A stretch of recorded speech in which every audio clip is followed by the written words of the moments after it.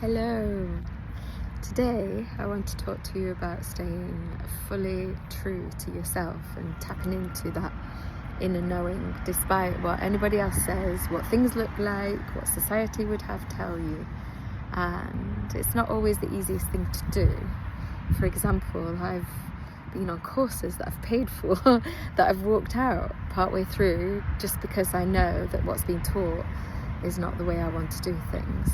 That would be one example. When you choose something that is not deemed as normal, or society doesn't think is the way to go, or your family might not agree with.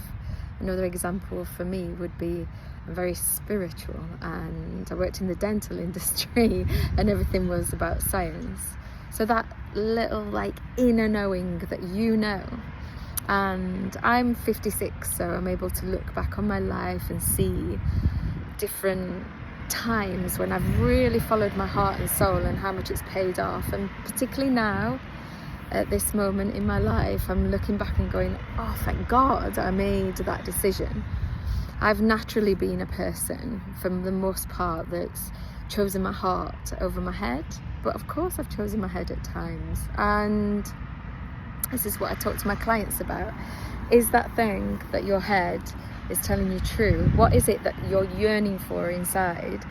And you'll find that often that thing, it feels really scary. It invites you to make choices that are like, oh, I don't know if I can make those choices, I'm afraid. But I can tell you this, every time you do, every time you operate from that space and you move through that fear and you make those choices that deep down you know that are calling you, you won't regret it. And how do I know that? It's because I never have.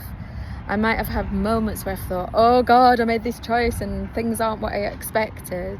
But every single time, eventually, I've seen why my intuition was the thing that I should have followed. So yeah, that's my message of today. And because I did something like this today, I'm actually sat in the middle of an industrial estate doing this message, following my heart. I'm not going to go into the full story. So I'm living what I'm saying. Taking August off. You'll still see me on here. Take a month off in August, and I've got a couple of slots opening up for clients in September. So if anyone wants to talk to me further, just message me and let's create some magic together.